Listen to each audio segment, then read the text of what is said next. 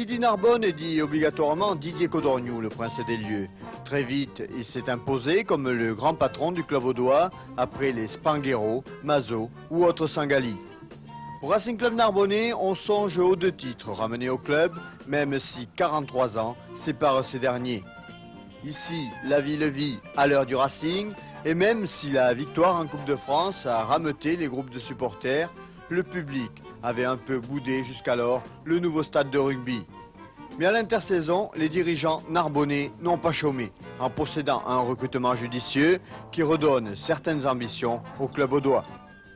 Les ambitions, c'est de se qualifier évidemment, et puis d'aller le plus loin possible, se qualifier surtout, parce que l'an dernier on avait fait vraiment un faux pas, et ça faisait 21 ans que ce n'était pas arrivé dans le club, et cette année on va tout faire pour se qualifier.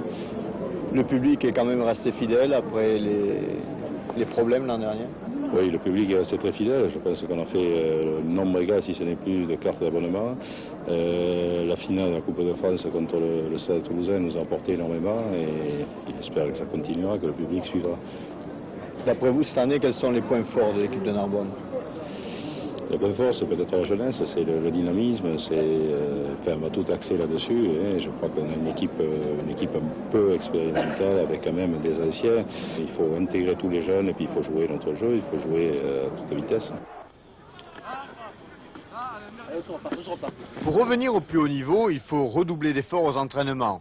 Le but essentiel du tandem Sutra-Ferrero, intégrer au mieux les nouvelles recrues du club dans ce style de jeu bien propre au Racing Club Narbonnais. Pour Thierry Merlos, par exemple, de remplaçant au Stade Toulousain, le voici à présent titulaire à part entière, aux côtés de Didier Codorniou. Ça se passe très bien pour l'instant, et bon, j'essaye encore de m'intégrer vu que ça ne fait que 2 mois que je suis là-bas. Le style de jeu est un peu différent par rapport au Stade Toulousain. Bon, mais c'est à moi de m'adapter à l'équipe, et partant de là, bon, ça devrait bien se passer. C'était un peu un rêve de jouer aux côtés de Didier Codorniou? C'est sûr que ça a penché dans la balance bon, pour ma mutation là-bas. Arriver dans une grande équipe comme le Racing Club Narbonnais peut être difficile pour un jeune joueur. Mais l'ambition aidant, certains, à l'image de Thomas Clavière, comptent bien rajouter quelques trophées à la collection. Le nouvel arrière ou ailier du Racing effectue un début de championnat en fanfare, de même que le nouveau canonnier de service, Jean-Marc Lescure.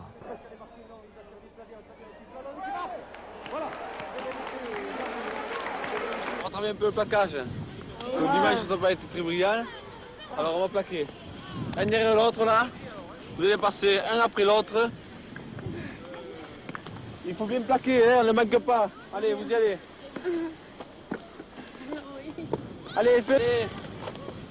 Il faut qu'il tombe, voilà. Avec ces 3 joueurs qui renforcent la ligne de 3 quarts narbonnaise, n'oublions pas quelques nouvelles têtes de la ligne d'avant. Déjà remarquées depuis leur début de saison, dans le pack orange et noir, là encore, l'ambition passe par la seconde ligne, nouveau point fort du pack narbonnais. Oui, j'attends beaucoup parce que l'année dernière, bon, j'ai fait une saison, j'étais junior l'année dernière, j'ai fait une saison en groupe B au PUC et j'ai souffert. Alors je voudrais bien retrouver un Narbonne avec des joueurs tels Colomine, Malquier et Codorniou, vraiment une grande équipe, pouvoir m'exprimer au maximum. Et j'espère faire une belle saison quoi, avec Narbonne. Au niveau du moral, ça peut être très bien de se retrouver dans la capitale et ensuite la saison après, arriver à Narbonne au bord de la mer. La capitale, c'est une bonne école de rugby, je devrais dire. J'ai appris à jouer à Paris. Bon, maintenant, je voudrais apprendre à jouer parce que le rugby dans le Midi, c'est quand même autre chose. Et bon, j'ai choisi Narbonne. Vous savez que l'équipe de Narbonne a toujours porté chance aux secondes lignes, en remontant peut-être jusqu'au Spanghero. Alors pourquoi pas Bourguignon pour demain ou après-demain en équipe de France? Oui, plutôt pour après-demain, je pense, parce qu'il me reste beaucoup à travailler. Notamment, on voit là, au niveau de la touche, j'arrive pas à me faire respecter. Au niveau des regroupements, je m'impose pas physiquement. Enfin, ça a beaucoup de travail, quoi. Ah oui, j'avais oublié le ballet final avec messieurs les artistes, alors jugez plutôt.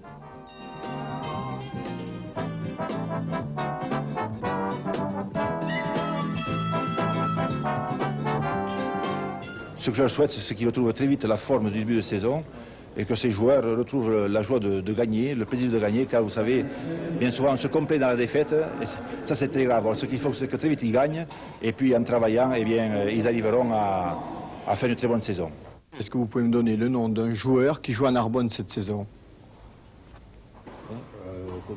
Codogno, je le connais, c'est là le capitaine, c'est le capitaine. Autre, non.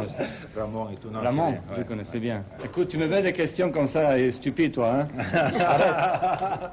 Arrête, hein?